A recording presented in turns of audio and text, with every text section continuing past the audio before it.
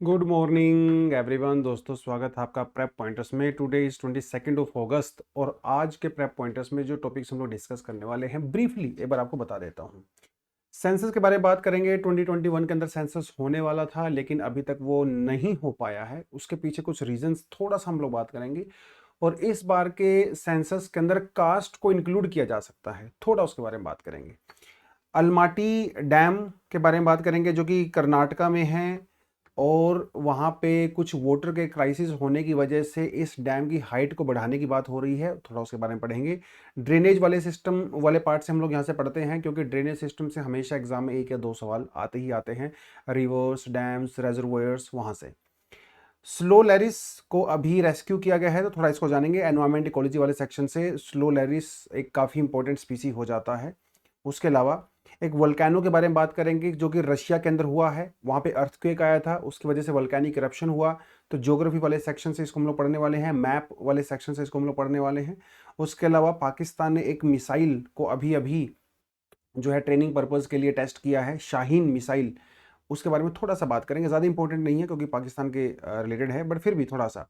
उसके अलावा पैरवो virus B19 क्या है इसके बारे में थोड़ा बात करेंगे क्योंकि अमेरिका के अंदर कुछ केसेस के देखे गए हैं।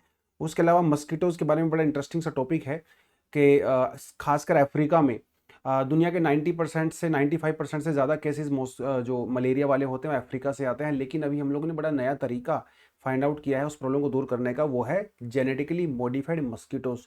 वो क्या होते हैं उसके बारे में बात करेंगे। ठीक है जी, चलो तो बढ़ते हैं सीधा पहले टॉपिक पे। पहला टॉपिक हमारा यहाँ पे सेंसस के बारे में है।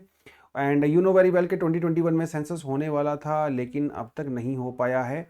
इसके पीछे कई रीज़न हैं लेकिन जो सबसे बड़ा रीज़न है वो ये था कि भैया कोविड की वजह से वो नहीं हो पाया था। सबसे पहले शुरुआत यहाँ से हुई। उसके बाद कुछ पॉलिटिकल रीजंस भी रहे जो हमारे लिए खास इंपॉर्टेंट नहीं है। अभी एक डिले का बहुत बड़ा रीज़न है, वो है कास्ट। क्योंकि अपोजिशन पार्टीज लगातार सरकार के ऊपर दबाव बना रही हैं कि कास्ट सेंसस करवाया जाए। सरकार उसको मना कर रही थी लेकिन गवर्नमेंट अभी इसको एक थॉट दे रही है। गवर्नमेंट का मानना है कि शायद अभी जो नया सेंसस होगा उसके अंदर कास्ट को इंक्लूड किया जा सकता है। गारंटी नहीं है, पक्का नहीं बताया सरकार ने, लेकिन ऐसा हो सकता है। कुछ डिस्कशन चल रही है। थोड़ा सा सेंसस के बारे में बात कर सकते हैं। सेंसस यानी कि जनगणना क्या होता है? ये प्रोसेस होती है जिसमें हम लोग क्या करते हैं, जो डेमोग्राफी होती है, हमारी पॉपुलेशन होती है, जो इकोनॉमी होती है, जो सोशल डेटा होता है, वो कलेक्ट किया जाता है, उसको एनालाइज किया जाता है। जनगणना का मतलब सिर्फ और सिर्फ नंबर ऑफ पीपल ये कलेक्ट करना नहीं होता। जनगणना इससे कहीं ज़्यादा होती है, सेंसस इससे कहीं ज़्यादा होता है। सेंसस में हम लोग पॉपुलेशन के अलावा इकोनॉमिक स्टेटस की बात भी करते हैं, सोशल डेटा भी कलेक्ट करते हैं। तो ले और ये डेटा बहुत ज़रूरी होते हैं क्योंकि जब सरकार पॉलिसी बनाती है, पॉलिसी मेकर सब डिसीजंस लेते हैं, तो ये बहुत काम आता है। उसके अलावा इंडिया में जो लीगल स्टेटस दिया गया है सेंसस को, वो दिया गया है द सेंसस एक्ट 1948 के अंडर में। ध्यान रखना है, सेंसस यूनियन लिस्ट के अंदर में आता है। एक यूनियन सब्जेक्ट है अंडर आर्टिकल 246। ये स्टेट सब्जेक्ट नहीं है, ये कंकरेंट सब्जेक्ट नहीं है। बिहार के अंदर जब ही अभी कास्ट सेंसस हुआ था लास्ट ईयर, तो एक आर्गुमेंट कोर्ट के अंदर यही दिया गया था सरकार के द्वारा कि साहब ये तो यूनियन सब्जेक्ट है, स्टेट सब्जेक्ट है ही नहीं, तो इसलिए बिहार की सरकार के पास वो पावर ही नहीं है। हालांकि उस समय कोर्ट ने कहा था कि बिहार की गवर्नमेंट वो करवा सकती है क्योंकि जनरल पॉपुलेशन सेंसस नहीं है, ये स्पेसिफिक कास्ट सेंसस है, तो वो सरकार करवा सकती थी बिहार की। उन्होंने करवाया भी, उसका डेटा को रिलीज भी किया। हमारे यहाँ पे जो ऑफिस ऑफ रजिस्ट्रार जनरल होते हैं वो, और जो कि होम मिनिस्ट्री के अंडर में आते हैं, वो रिस्पॉन्सिबल होते हैं सेंसस करवाने को लेके। ठीक है, अब देखिए जरा यहाँ पे जो बात चल रही है, ये सेंसस इंडिया में पहला डिजिटल सेंसस होगा। ठीक है, यहाँ पे जो क्वेश्चनेयर्स होते हैं, यूजुअली क्या होता है सेंसस के अंदर, ऑफिसर आपके घर पे आता है, आपसे सवाल पूछता है, आप उसको आंसर देते हो, टिक मार्क करता है आपके आंसर्स को। पहली बार ऐसा होगा कि उन क्वेश्चनेयर को आप खुद टिक मार्क कर सकते हो क्योंकि वो डिजिटल प्लेटफॉर्म पे होंगे, आप खुद उनको भर सकते हो। तो इसमें जो डेटा की हल्का फुल्का हेर फेर होने के चांसेस थे वो भी खत्म हो जाएंगे। थोड़ा अगर आप सेंसस की हिस्ट्री के बारे में जानो तो वो बड़ी इंटरेस्टिंग है। ऋग्वेद के अंदर भी मेंशन किया गया है 800 टू 600 बीसी में थोड़ा बहुत पॉपुलेशन काउंट के बारे में। तो छोटे छोटे जो राजा महाराजा होते थे, जो ट्राइब्स होती थी, वो थोड़ा बहुत सेंसस करवाया करती थी अपने टाइम पे। अर्थशास्त्र के अंदर जो कि कौटिल्य ने लिखा 3rd सेंचुरी बीसी के अंदर, जिन्हें चाणक्य आप कहते हो, वहाँ पे भी पॉपुलेशन सेंसस की बात कही गई है, वो टैक्सेशन पर्पज के लिए कही गई है। तो टैक्स लगाया जाता था लोगों के ऊपर, राइट। उसके अलावा 1595 के अंदर जो आईन अकबरी लिखी गई अकबर के ज़माने में, वहाँ पे पॉपुलेशन डेटा कलेक्शन का कुछ एविडेंस आपको मिलता है। इंडिया में 1972 में लॉर्ड मेयो जब गवर्नर जनरल हुआ करते थे तो उस समय सेंसस हुआ था, लेकिन ये सेंसस सिंक्रोनस नहीं था, नॉन सिंक्रोनस था। नॉन सिंक्रोनस का मतलब ये होता है कि अलग अलग टाइम पे देश में अलग अलग जगह पे सेंसस करवाया गया, नॉन सिंक्रोनस था। और इसमें सभी पॉपुलेशन भी काउंट नहीं की गई थी। लेकिन जो सिंक्रोनस तरीके से पहली बार हुआ वो 1981 के अंदर हुआ। उस समय लॉर्ड रिपन वो गवर्नर जनरल हुआ करते थे। ये पूरी तरह से सिंक्रोनस था, मतलब पूरे देश में एक ही टाइम पे सेंसस करवाया गया 1881 में अंडर लॉर्ड रिपन। ठीक है। 1881 से लेके 2011 तक हमारे देश में अनइंटरप्टेड कॉन्टिन्यूअस हर 10 साल के बाद सेंसस हुआ है। पहली बार जो इंटरप्शन आई है वो 2021 में आई है, जब सेंसस नहीं हो पाया। कोविड, जो सरकार यहाँ पे मेजर रीजन बताती है वो कोविड में बताती है। हालांकि बहुत सारे देशों ने कोविड के बाद में सेंसस करवा लिया है। इंडिया एकमात्र ऐसा कंट्री है, एक आधो कोई और कंट्री होगा जिसने नहीं करवाया अब तक।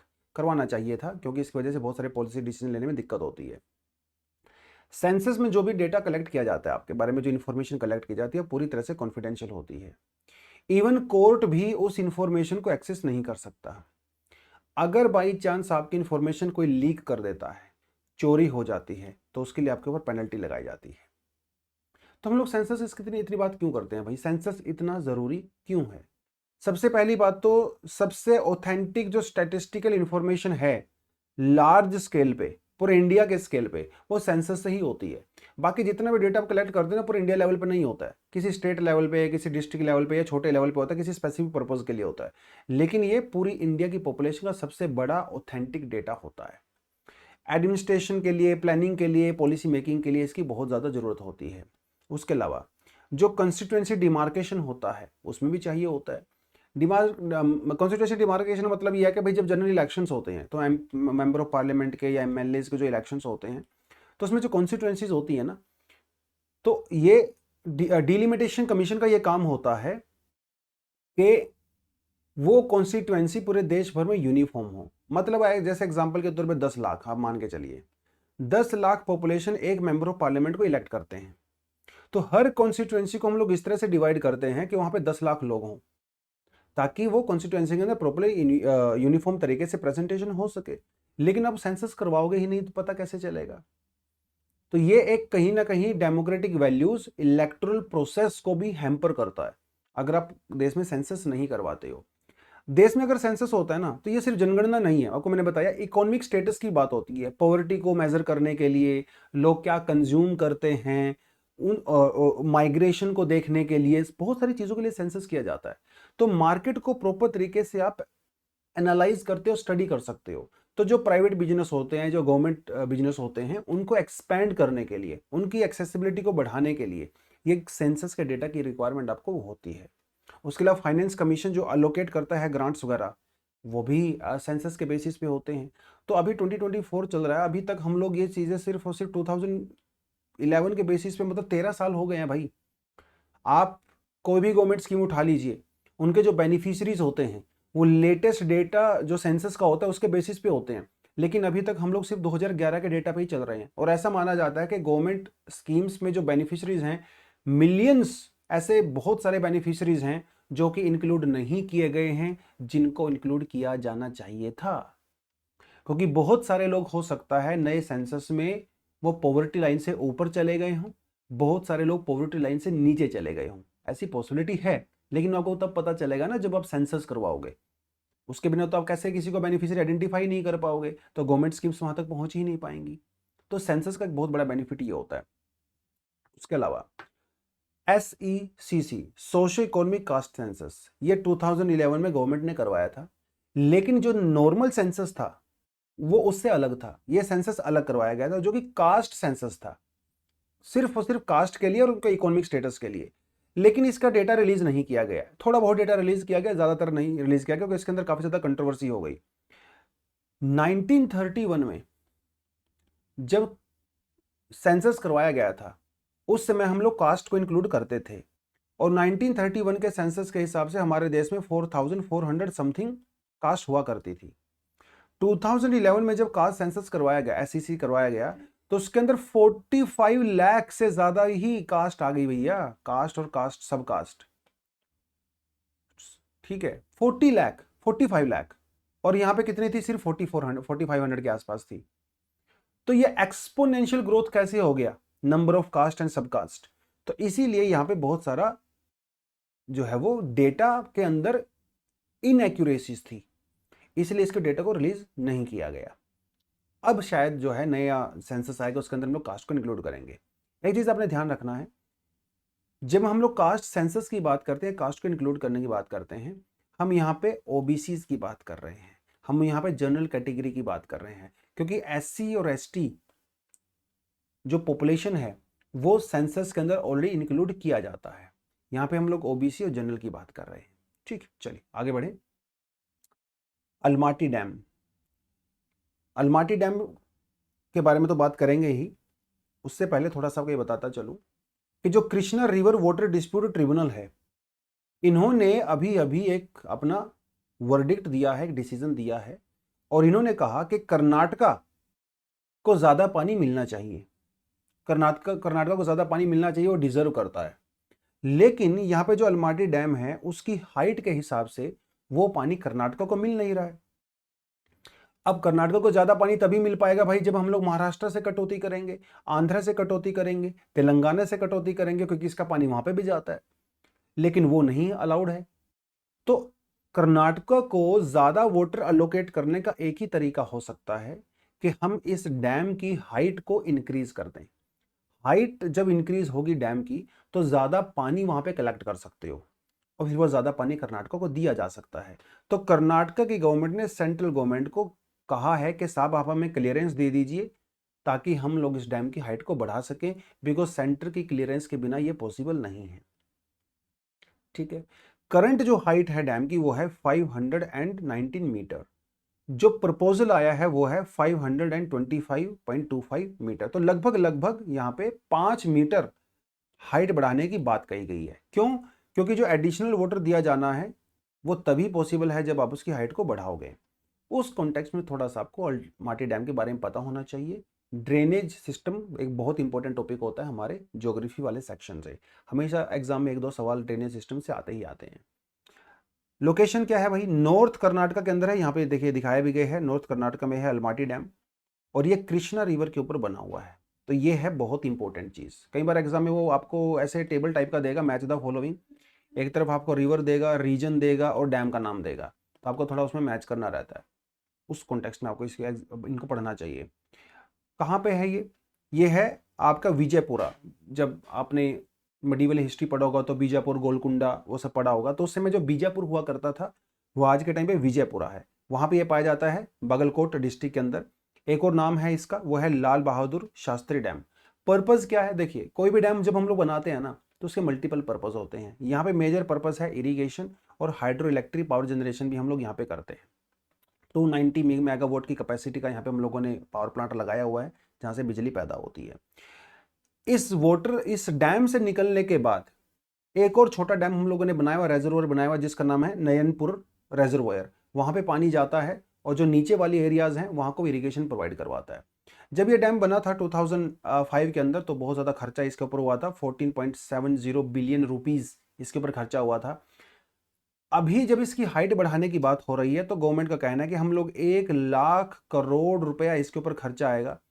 ठीक है, 5 साल का लगभग लगभग ये प्रोजेक्ट रहने वाला है और हर साल 20,000 करोड़ रुपीस गवर्नमेंट इसके ऊपर खर्चा करने वाली है। ये इतना डेटा इंपॉर्टेंट नहीं होता आपके एग्जाम के लिए। ड्रेनेज सिस्टम के हिसाब से सिर्फ आपको रिवर, रिजर्वायर का नाम और थोड़ा बहुत अगर उसका कोई हिस्टोरिकल कॉन्टेक्स्ट है वो आपके लिए मोर देन सफिशिएंट होता है प्रीलिम्स के परस्पेक्टिव से।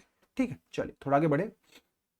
स्लो लोरिस, तो ये देखिए जरा, स्लो लोरिस ये एक प्राइमेट है और इसकी इलीगल ट्रैफिकिंग हो रही थी। अभी इसको भूटान और चिरांग बॉर्डर पे आसाम पुलिस ने इसको बेसिकली रेस्क्यू किया है। इसका नाम है स्लो लोरिस, थोड़ा सा आपको पता होना चाहिए।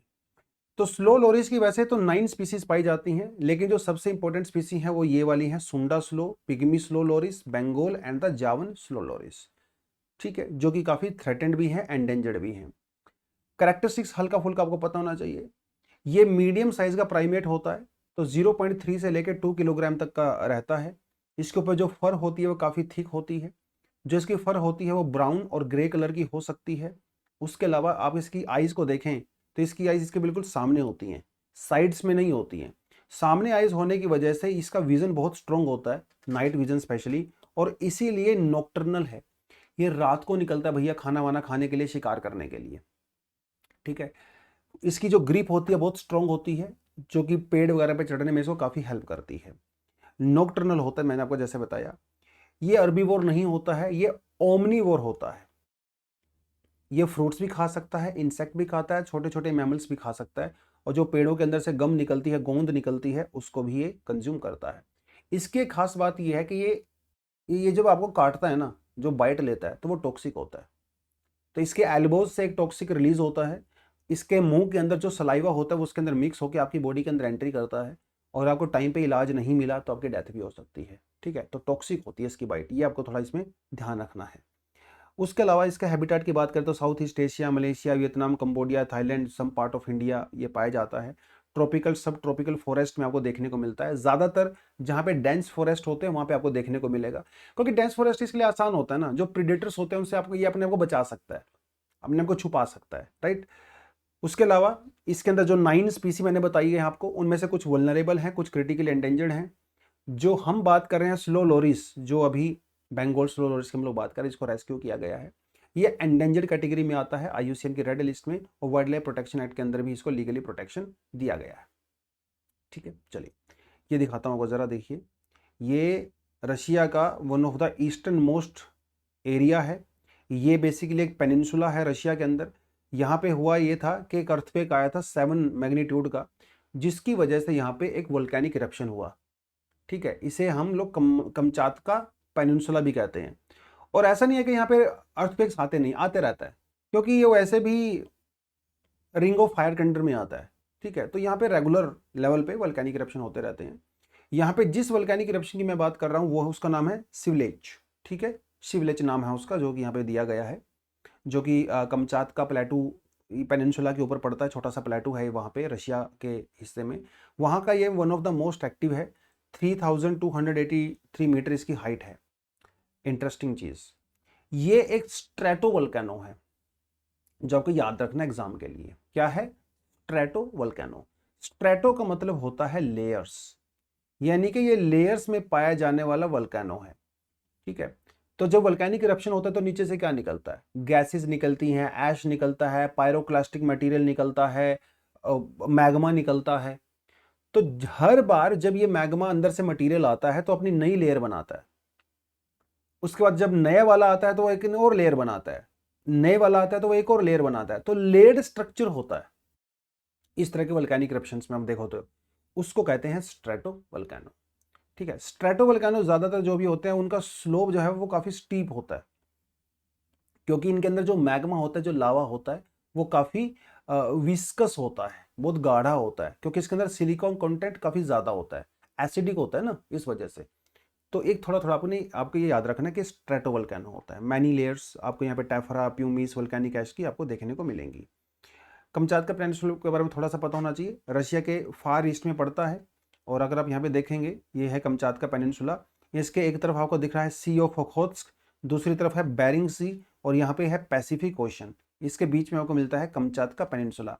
और ये जो क्यूरिल आइलैंड है, एक आपको नजर आ रहा होगा क्यूरिल आइलैंड, ये क्यूरिल आइलैंड्स की जो चेन है वो बाद में होकाल्डो, जो कि जापान का northern most one of the northern most island है, वहाँ पे जाके मिलता है। तो ये एक पूरी चेन है बेसिकली।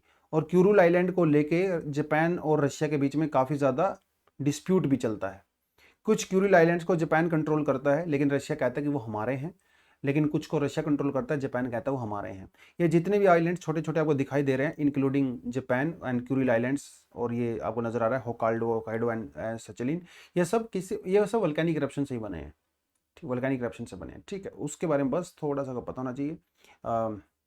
इस तरह के जो सिविलिज के अंदर जो वोल्केनिक इरप्शन है, इसे प्लीनियल इरप्शन भी कहा जाता है, क्योंकि यहाँ से जो मैग्मा आता है, जो ऐश आती है, जो पायरोक्लास्टिक मटेरियल आता है, वो काफ़ी ज़्यादा डेंस होता है, उस लिए इसको ये कहा जाता है। पर ये फार ईस्ट में पड़ता है, बेरिंग सी वगैरह के ऊपर पड़ता है, ठीक है, आपको मैंने बता ही दिया। बायोडाइवर्सिटी की बात करें तो डेंस फॉरेस्ट आपको यहाँ पे मिलेंगे, बर्च, लर्च, स्प्रूस, वो सब देखने को मिलता है। टुंड्रा टाइप ऑफ इकोसिस्टम आपको यहाँ पे देखने को मिलता है। टेम्परेचर काफ़ी लो रहता है, क्योंकि नॉर्थ पोल के थोड़ा सा क्लोज ही पड़ता है। वाइल्ड लाइफ के बारे में बात करें तो ब्राउन बेयर आपको देखने को मिलेगा। ये जो ब्राउन बेयर है, one of the largest bear species होते हैं पूरी दुनिया में। उसके अलावा वुल्फ्स, रेनडियर, वो सब आपको देखने को मिलता है। क्यूरोल आइलैंड की कंट्रोवर्सी मैंने आपको बता ही दी है, जो हक्काइडो आइलैंड है उसके साथ वो कनेक्टेड है जापान के साथ। ठीक है, चलिए, शाहीन 2 मिसाइल।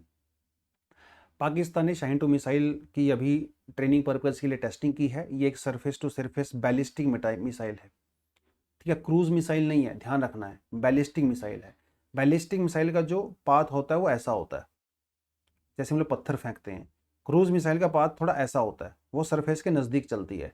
बैलिस्टिक मिसाइल की रेंज काफ़ी ज़्यादा होती है, क्रूज मिसाइल की रेंज जो है बहुत ज़्यादा नहीं होती है। ठीक है, तो ये एक बैलिस्टिक मिसाइल है, इसकी रेंज है 2000 किलोमीटर। 1000 किलोमीटर तक का ये वॉरहेड अपने साथ लेके जा सकता है। इसकी खास बात यह है कि ये न्यूक्लियर वॉरहेड को लेके भी जा सकता है, और काफ़ी ज़्यादा एक्यूरेट भी है बेसिकली ये। तो क्योंकि इसके अंदर न्यूक्लियर वॉरहेड फिट हो सकता है, तो इसलिए दुश्मन को लेके एक अच्छा खासा डेटरेंस ये प्रोवाइड करवाता है। और दुश्मन की हम लोग यहाँ पे बात करें तो हम लोग जनरली यहाँ पे डेफिनेटली इंडिया की ही बात कर रहे हैं। हाई प्रिसीजन होता है, मैक 8 की स्पीड से चल सकता है भाई ये। मैक जो है वो साउंड की स्पीड होती है, इसका मतलब साउंड की स्पीड से 8 गुना ज़्यादा स्पीड के साथ ये चल सकता है। तो इसको पकड़ना बड़ा मुश्किल है बेसिकली, और जो हमारे रडार हैं वो भी बड़ा मुश्किल से इसको पकड़ पाएंगे, अगर पकड़ पाए तो, क्योंकि 8 मैक की स्पीड बहुत ज़्यादा होती है। चलिए, पार्वो वायरस B19 क्या है? तो बेसिकली अमेरिका में अभी अपने लोगों को एक हेल्थ एडवाइजरी इशू की है कि थोड़ा बच के रहें भाई, क्योंकि ये जो पैरवो वायरस है इसके केसेस थोड़े से वहाँ पे बढ़ गए हैं। कोई सीरियस ऐसा वायरस नहीं है ये, ठीक है, कोविड जैसा नॉर्मल वायरस जैसे ठंड वगैरह आपको लग जाती है उस तरह का रहता है ये। लेकिन इसको बोलते हैं फिफ्थ डिसीज, और स्लैब्ड चीक भी इसको बोलते हैं। जनरली जब बच्चों वगैरह में ये वायरस आ जाता है तो उनके गाल लाल हो जाते हैं, रेड रेड कलर के पैचेस होते हैं, इसलिए इसको स्लैब्ड चीक बोलते हैं। बड़ा अजीब सा नाम है, स्लैब्ड चीक मतलब जैसे थप्पड़ मारने से गाल लाल हो जाते हैं, तो समथिंग लाइक दैट। तो बड़ा अजीब सा नाम है। ऑस्ट्रेलियन वायरोलॉजिस्ट ने 1975 में इसको डिस्कवर किया था। ज़्यादातर केसेस में इसके कोई सिम्टम्स नहीं होते हैं, लेकिन अगर आपको सिम्टम्स होते हैं तो फीवर, थोड़ा सा पेट आपका ख़राब हो जाता है, हेडेक होता है, रनी नोज होती है, ठीक है, लाल गाल हो जाते हैं आपके, और कभी कभी आपके जो नीज होते हैं, एंकल्स होते हैं, आपके जो जॉइंट्स होते हैं, उनके अंदर थोड़ा पेन आपको देखने को मिलता है। फैलता कैसे है? रेस्पिरेटरी ड्रॉपलेट्स, जब हम लोग सांस लेते हैं, कफ करते हैं, स्नीज करते हैं, तब ये ट्रांसमिट हो सकता है। उसके अलावा जो इन्फेक्टेड पर्सन होता है उसके डायरेक्ट कॉन्टैक्ट में अगर आप आते हो, उससे भी हो सकता है। कभी कभी जब ब्लड वगैरह हम लोग ट्रांसफ्यूज करते हैं, चेंज करते हैं, वो भी हो सकता है। हालांकि इसके चांसेस काफ़ी कम होते हैं, बट फिर भी हो तो सकता ही है। ठीक है, उसके अलावा जो प्रेग्नेंट वीमेन को अगर ये है वायरस, तो बच्चे के अंदर भी वायरस जा सकता है। वो सीरियस नहीं है, मोस्टली केसेस में ठीक अपने आप ही हो जाता है, लेकिन फिर भी जो इसके सिम्टम्स हैं उसके लिए हम लोग इलाज करवा सकते हैं। इसके लिए फ़िलहाल कोई वैक्सीन वगैरह हम लोगों ने नहीं बनाई है, ठीक है, क्योंकि उतना सीरियस नहीं है। एनीवेज, जेनेटिकली मॉडिफाइड मॉस्किटोज, दुनिया के 95% जो मलेरिया से रिलेटेड डेथ होती हैं वो होती हैं अफ्रीका में। अफ्रीका में आप जाओगे ना, हार्डली आपको कोई ऐसा घर मिलेगा जिसके अंदर कोई ना कोई मलेरिया से डेथ नहीं हुई होगी। बहुत ज़्यादा डेथ होती है मलेरिया में की वहाँ से। फैलता किससे है मलेरिया? ऑब्वियसली मस्कीटो से फैलता है। मस्कीटोज की 40 से ज़्यादा स्पीसीज पाई जाती हैं, लेकिन जनरली जो 3 स्पीसी हैं उनसे ज़्यादा फैलता है। तो ये जो फीमेल एनोफिलीज मस्कीटो होता है, मेल से नहीं, फीमेल की बाइटिंग से फैलता है। ठीक है, इसकी पॉपुलेशन को कंट्रोल करने के बहुत सारे तरीके हम लोगों ने कोशिश की है, लेकिन अब तक अनफॉर्चुनेटली नहीं कर पाए। अब इसका एक नया तरीका हम लोगों ने निकाला है, वो क्या है? जीन एडिटिंग करेंगे भाई हम लोग, जीन एडिटिंग। तो जेनेटिकली मॉडिफाइड मस्कीटो लेके आएंगे। तो इसमें हम लोग करने क्या वाले हैं? लेबोरेटरी के अंदर हम लोग क्या करेंगे, जो मेल मस्कीटो होंगे उनके अंदर कुछ जेनेटिक चेंजेस करेंगे, उनके कुछ जीन्स को रिमूव करेंगे, कुछ एक्स्ट्रा जीन्स को हम लोग वहां पे ऐड करेंगे, और इन मेल्स को हम लोग जंगल में छोड़ देंगे। ठीक है, ये क्या करेंगे मेल्स? कई सारी चीजें करेंगे। पहली बात, ये मेल जब फीमेल के साथ मेटिंग करेंगे, ठीक है, फीमेल के साथ जब मेटिंग करते हैं तो इनसे जो बच्चे पैदा होते हैं वो सेकंड जनरेशन में जाके स्टीराइल हो जाएंगे, ठीक है, यानी कि वो फर्टाइल होंगे ही नहीं। तो भाई जब आपके बच्चे बच्चे पैदा नहीं करेंगे तो एक टाइम के बाद पॉपुलेशन अपने आप ही कंट्रोल हो जाएगी, राइट। दूसरी बात, ये मेल जब फीमेल के साथ मेटिंग करेंगे और नेक्स्ट फीमेल अगर पैदा होती है तो ये फीमेल अपने अडल्टहुड तक जा ही नहीं पाएगी, वो उसकी डेथ बहुत जल्दी हो जाएगी। तो जब ये अडल्टहुड तक जा ही नहीं पाएगी तो ट्रांसमिट कैसे करेगी, ये एक बड़ी खास बात इसके अंदर है। तो अडल्टहुड तक नहीं जा पाएंगे। उसके अलावा कुछ कुछ छोटी छोटी चीज़ें इन्होंने और भी यहाँ पे बनाई हैं। ये जो जीन एडिटिंग वाले जो मेल होंगे आप इनको स्पेसिफिक लाइट के अंदर देख सकते हो, ठीक है। तो ये कुछ कुछ चीज़ें इन्होंने यहाँ पे बताई हैं, तो बड़ी अच्छी बात है। तो अगर आप आज इसको आप इंट्रोड्यूस करते हो तो कुछ सालों में आपको वहाँ पे सिर्फ और सिर्फ, और चीज़ के अंदर एक चीज़ चेंज और किया गया है अभी, मतलब जिसके ऊपर काम चल रहा है वो ये होगा कि ये जो मेल होंगे जब फीमेल के साथ इंटरकोर्स करेंगे उससे सिर्फ मेल पैदा होंगे, फीमेल पैदा ही नहीं होंगी। ये थोड़ी एडवांस में वो आगे जाने वाले हैं। तो जब भाई मेल ही पैदा होंगे तो फिर मलेरिया फैलने का सवाल ही पैदा नहीं होता, ठीक है। तो ये मैकेनिज्म बेसिकली उन्होंने यहाँ पे किए हैं कि जो वाइल्ड फीमेल मस्कीटो हैं उसके साथ ये हैचिंग करेंगे, डेवलप करेंगे, अडल्टहुड में जाएंगे तो फर्टाइल नहीं होंगे, वो स्टीराइल हो जाएंगे। बेनिफिट इसका सिंपली है जो कि हम लोगों ने देख भी लिया है। तो पॉपुलेशन डेंसिटी कंट्रोल हो जाएगी मस्कीटोज़ की। उसके अलावा जो इंसेक्टिसाइड हम लोग यूज़ करते हैं मस्कीटोज़ को मारने के लिए, अभी वो काम करना बंद कर दिया उन्होंने, लेकिन जो नए बच्चे होंगे उनके ऊपर वो फिर से काम करना शुरू कर देंगे। तो उससे क्या होगा, जो हेल्थ रिस्क है वो कम हो जाएगा, जो मलेरिया के रिगार्डिंग डेथ हैं वो कम हो जाएंगी। ये फिलहाल हम लोग बुर्किना फासो के अंदर करने वाले हैं। बेसिकली हम लोग ने लास्ट ईयर ये किया था बुर्किना फासो में, टेस्टिंग के लिए किया था। अभी कंट्रोल नहीं कर रहे हैं पॉपुलेशन को, टेस्टिंग के लिए हम लोग ब्राज़ील, केमन आइलैंड, पनामा और इंडिया में भी कर चुके हैं एक्सपेरिमेंट 2019 के अंदर। 1 बिलियन 100 करोड़ से ज़्यादा मेल मस्कीटो को हम लोगों ने रिलीज़ किया था जंगलों में, और काफ़ी पॉजिटिव रिजल्ट इसके देखने को मिले हैं। लेकिन कुछ लोग कह रहे हैं सर ये तो नेचर के साथ छेड़खानी है। उसमें कई सारे सवाल हैं कि ये जो मस्कीटो हैं जो अफ्रीका में पाए जाते हैं, क्या ये मस्कीटोज अपने जंगल में कीस्टोन स्पीसीज हैं? क्या ये मस्कीटो अपने जंगल में जो फूड चेन है या फूड वेब है उसका इंटीग्रल पार्ट है? क्या ये मस्कीटो वहाँ की बायोडाइवर्सिटी में बहुत इंपॉर्टेंट रोल प्ले करते हैं? क्या इनके रिमूव करने से फूड चेन के अंदर बहुत ज़्यादा डिस्टर्बेंस आ जाएगी? ये कुछ सवाल हैं जिनके ऊपर स्टडी किया गया है, और ये पाया गया है कि भाई ये जो 3 वैरायटी की मैं जनरल यहाँ पे बात कर रहा हूँ जिनको हम लोग कंट्रोल करने की कोशिश कर रहे हैं, ये इकोसिस्टम में बहुत बड़ा रोल प्ले नहीं करते हैं। हालांकि अपना रोल तो सबका होता है, लेकिन क्योंकि मस्कीटो की 40 के आसपास वैरायटीज पाई जाती हैं जिनमें हम लोग सिर्फ 3 को टारगेट कर रहे हैं, तो ज़्यादा को टारगेट नहीं कर रहे हैं ना, बाकी तो फिर भी वैसे की वैसी हैं। तो कुछ टेस्ट के रिपोर्ट अभी पब्लिश नहीं की गई है, शायद वो डेटा थोड़ा सेंसिटिव हो सकता है, लेकिन जब हम लोग कैलकुलेट करते हैं भैया बेनिफिट और जब हम लोग ड्रॉबैक्स की बात करते हैं तो डेफिनेटली यहाँ पे बेनिफिट ज़्यादा नज़र आता है, क्योंकि मिलियंस ऑफ लोगों की डेथ होती है हर साल अफ्रीका में बिकॉज ऑफ मलेरिया। मलेरिया इस दुनिया में किलिंग का, मतलब जिससे ह्यूमन डेथ होती है, सबसे नंबर 1 रीज़न माना जाता है, खासकर अफ्रीका में। तो वो कंट्रोल करने के लिए डेफिनेटली ये एक अच्छा कदम हो सकता है। इवन कंट्री लाइक इंडिया, खासकर सेंट्रल पार्ट ऑफ इंडिया, ठीक है, जो जंगल वाला एरिया है वहाँ पे भी हम लोग ये इंट्रोड्यूस कर सकते हैं। तो ये था बेसिकली इस पूरे आर्टिकल के अंदर, बाकी इसमें कुछ खास है नहीं। तो आज हम लोग यहीं पे समाप्त करते हैं। उसके अलावा thank you very much, all the best, जय।